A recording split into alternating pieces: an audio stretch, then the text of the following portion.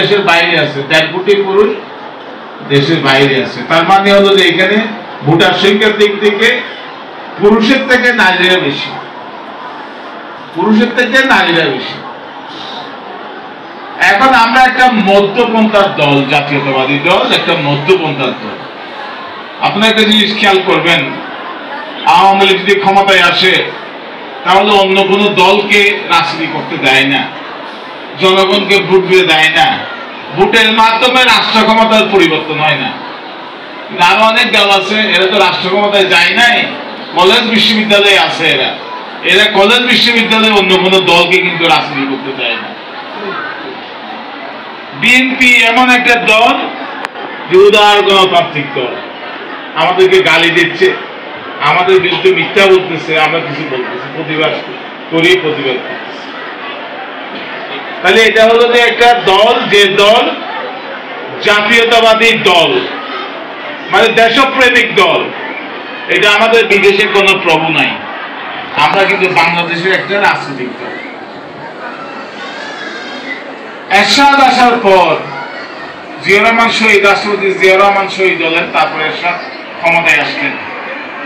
এরশাদ আসার পর বিএনপিকে ধ্বংস করার জন্য, বিএনপিকে বিলুপ্ত করার জন্য অনেক চেষ্টা করা হয়েছে।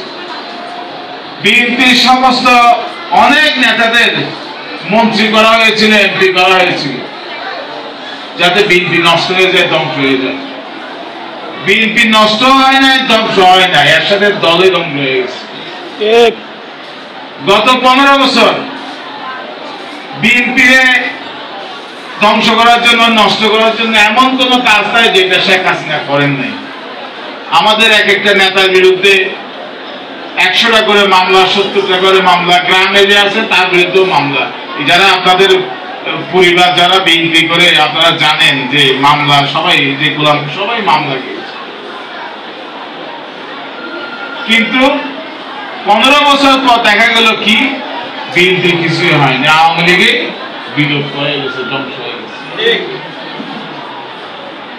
এরপর এই যে এখন শুরু হয়েছে বিএনপির বিরুদ্ধে বিভিন্ন মিথ্যা প্রচারণা শুরু হয়ে গেছে অলরেডি। কারণ কি? কারণ বিএনপির মানুষের কথা বলে, বিএনপি গরিব মানুষের কথা বলে, সাধারণ মানুষের কথা বলে। যখনই নিরপেক্ষ ভোট হয়, যখনই যার ভোট সে যে দিতে পারে, সে দিতে পারে, নিজের ভোট নিজে দিতে পারলেই বিএনপি কিন্তু ক্ষমতায় যায়। এগুলো অনেকেই আপনার মুরব্বীরা আছেন, 91 সালে যখন এরশাদের পতন হলো, তখন সবাই মনে করেছিল যে আওয়ামী লীগ ক্ষমতায় যাবে, সবাই, ইন্ডিয়া সবাই। শেখ হাসিনা নিজেও কলকাতায় বলেছিলেন যে বিএনপি 10টার উপর সিট পাবে না। কিন্তু 91-তে নির্বাচন হলো, মানুষ ভোট দিতে পারলো, তত্ত্বাবধায়ক সরকার আন্ডারে ভোট হলো, বিএনপি কিন্তু জিতে গেল ক্ষমতা, প্রধানমন্ত্রী বেগম খালেদা জিয়া হলো। কারণ আমাদের সমস্ত কর্মকাণ্ড সাধারণ মানুষকে ঘিরে। আমাদের সমালোচনা আছে, সব কর্মী নেতা এক না, কিন্তু আমাদের বেশিরভাগ নেতা কর্মী নিঃস্বার্থ সততা নিয়ে কাজ করে আমাদের। এবং আমরা পার্টিবাজি করি না, কিছু আসলে আমরা পার্টি নিজেরা ভাগ করে নিই না, আমরা জনগণের সাথেই থাকি এবং সর্বোচ্চ চেষ্টা করি জনগণের পাশে থাকার জন্য সবসময়। এটা বিএনপির নীতি এবং আদর্শ। আপনারা দেখবেন যে বিএনপি যে একটা জাতীয়তাবাদী দল, বাংলাদেশের দল, এই যে অনেক দল আছে, আমি বলি বারবার, কেউ ভারতপন্থী, কেউ পাকিস্তানপন্থী, কেউ আমেরিকাপন্থী, কেউ আরেকপন্থী, কিন্তু বিএনপি হলো বাংলাদেশপন্থী দল। নামে বোঝা যায়, নামে বোঝা যায় কার কি প্রীতি, কেউ ইংরেজি প্রীতি, কেউ আরবি প্রীতি আছে, কেউ উর্দু প্রীতি আছে, কিন্তু বাংলাদেশ জাতীয়তাবাদী দল বিএনপির নামেই বোঝা যায় যে আমরা একটা বাংলাদেশি দল, বাংলাদেশের মানুষের। তো এখন সামনে নির্বাচন আসবে, সামনে হলো আমরা চাই